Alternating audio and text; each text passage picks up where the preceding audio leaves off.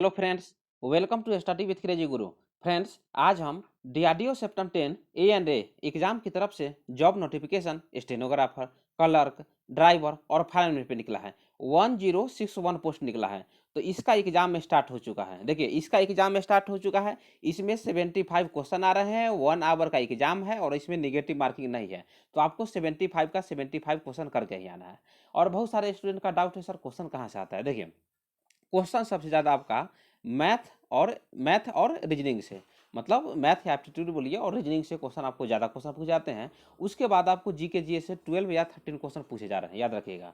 और 7 to 8 question हर एक shift में, 8 या 9 बोलिए, 7 8 9 क्वेश्चन जो है इंग्लिश से, जनरल इंग्लिश से देखने को मिलता है। तो जनरल इंग्लिश जो है एकदम ही ईजी क्वेश्चन आता है। जितना भी हम क्लास नोट्स में पढ़ाए हैं क्वेश्चन वहाँ से पूछे जाते हैं। समझ गए होंगे। तो आपको क्या करना है, देखिए, क्लास को अच्छा लगे, क्लास को शेयर कीजिए। जो भी स्टूडेंट को पता नहीं होगा स्टडी विथ क्रेजी गुरु, तो चैनल तो उसको शेयर कीजिए और चैनल को सब्सक्राइब करवाइए। और आप भी सब्सक्राइब किए रहिएगा। समझ गए। तो स्टार्ट करते हैं। देखिए, आज का फर्स्ट क्वेश्चन देखते हैं। फर्स्ट क्वेश्चन है कितना, 17 मार्च को आया है। और देखिए, जो भी क्वेश्चन 17 मार्च 2023 को फर्स्ट शिफ्ट में और भी क्वेश्चन यदि पूछे गए हैं तो आप लोग क्या करना है, कमेंट में लिख दीजिएगा। कमेंट में लिखिएगा सर ये क्वेश्चन पूछे गए हैं, तो हम आप उसको शिफ्ट 2 में क्या कर देंगे, मतलब स्टार्ट कर देंगे। क्योंकि देखिए, स्टूडेंट एग्जाम देकर क्या करते हैं, एग्जाम दे के तुरंत घर निकलने की कोशिश करते हैं। तो वही कारण है कि जो क्वेश्चन जल्दी भेज नहीं पाते हैं। देखिए, आज का फर्स्ट क्वेश्चन देखते हैं।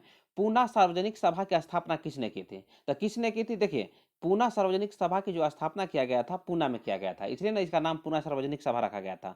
2 अप्रैल 1870 ईस्वी को की गई थी। तो आपको तो डेट नहीं पूछ देगा, लेकिन सन पूछ देगा, ईस्वी पूछ देगा, ईयर पूछ देगा। मतलब पूना सार्वजनिक सभा की स्थापना कब की गई थी, 1870 ईस्वी में की गई थी। तो हमको एनालिसिस करने का मतलब क्या होता है, क्वेश्चन किस तरह पूछे जाते हैं और आपसे किस तरह पूछे आगे जाएंगे। क्वेश्चन हम इसी तरह बताते हैं और क्वेश्चन पूछे भी जाते हैं, आपको हम बताते हैं। देखिए, पूना सार्वजनिक सभा की स्थापना 1870 ईस्वी में हुआ है और किसके द्वारा किया गया है, तो एस चिपलूनकर के द्वारा, गणेश वासुदेव जोशी जी के द्वारा और महादेव गोविंद रानाडे जी के द्वारा किया गया है। तो 3 व्यक्ति का नाम दिया गया है। आपका ऑप्शन में क्या था, आप लोग कमेंट में कर दीजिएगा।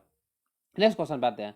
नेक्स्ट क्वेश्चन देखिए, भारत के शेक्सपियर किसे कहा जाता है। कालिदास से पहले भी क्वेश्चन पूछा गया है, इसलिए ना बोले थे कालिदास से पहले पूछा गया, तो देख के ही जाइएगा। ये क्वेश्चन आप लोग सब सही करके आए होंगे, आप लोग समझ गए होंगे। भारत का शेक्सपियर किसे कहा जाता है, तो कालिदास को भारत का शेक्सपियर कहा जाता है। वह एक संस्कृत के प्रतिष्ठित लेखक थे। नेक्स्ट क्वेश्चन में आपसे पूछ सकता है, जो कालिदास जो है किस चीज के प्रख्यात लेखक है, तो संस्कृत भाषा के प्रख्यात लेखक है। वह प्राचीन भारत के सबसे महान संस्कृत कवि व नाटकीय लेखक है। तो कालिदास के बारे में आप लोग तो शुरू से ही पढ़ते आ रहे हैं, कालिदास से समझ गए ना। और आपको बता दें, क्वेश्चन नेक्स्ट में आपसे पूछ सकता है, भारत का नेपोलियन किसे कहा जाता है। तो किसे कहा जाता है, समुद्रगुप्त को कहा जाता है। ये याद रखिएगा, क्वेश्चन आगे पूछ सकता है।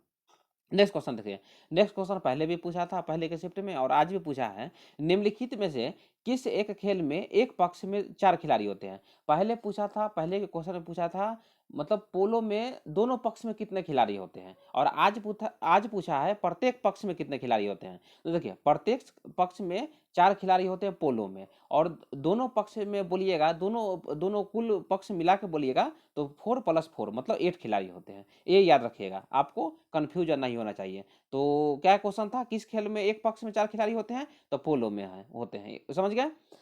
उसके बाद क्या करना है कि जितना भी आपको अभी बता रहे हैं याद करके जाइएगा, नेक्स्ट शिफ्ट में पूछ सकता है। देखिए, क्रिकेट में खिलाड़ियों की संख्या कितनी होती है, तो 11 होती है, ये याद रखिएगा। उसके बाद देखिए, फुटबॉल, फुटबॉल में भी 11 होती है। हॉकी, हॉकी में भी 11 होती है। तो क्रिकेट, फुटबॉल और हॉकी में 11 होती है। उसके बाद क्या है, बेसबॉल, बेसबॉल आपसे पूछा जा सकता है। बेसबॉल में 9 होती है। और कबड्डी, कबड्डी में कितनी होती है, 7 होती है। और बैडमिंटन में 1 या 2 होता है। और टेनिस या टेबल टेनिस बोलिए, उसमें कितना, 1 या 2 खिलाड़ी हो सकते हैं, ये याद रखिएगा। उसके बाद थोड़ा सा और देख लीजिए क्या है। देखिए, बास्केटबॉल, बास्केटबॉल में 5 होते हैं। रग्बी फुटबॉल में 15 होते हैं। नेटबॉल, नेटबॉल में कितने होते हैं, 7 होते हैं। और वॉलीबॉल, वॉलीबॉल भी आपसे बहुत सारा एग्जाम में पूछा जाता है। वॉलीबॉल में 6 होते हैं। और वाटर पोलो, वाटर पोलो महत्वपूर्ण है, वाटर पोलो में 7 होते हैं, ये याद रखिएगा।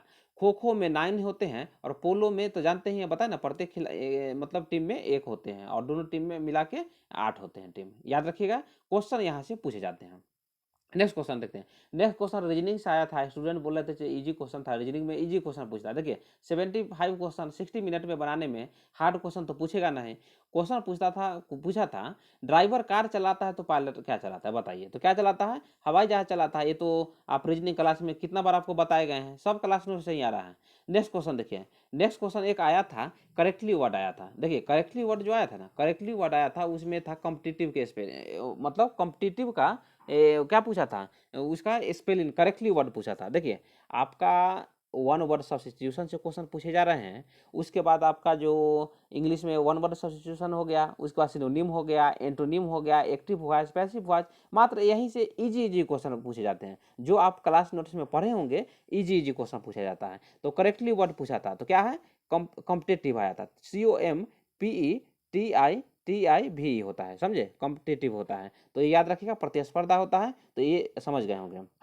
उसके बाद बोलिए सर ये नंबर, देखिए ये नंबर नोट कर लीजिए 7564864459। कोई भी डाउट हो आप यहाँ से पूछ सकते हैं, व्हाट्सअप के माध्यम से पूछिए। क्वेश्चन आपको याद हो तो व्हाट्सअप पर भेजिए या कमेंट में भेजिए, आपको सेकेंड शिफ्ट में इसका डिस्कशन कर दिया जाएगा।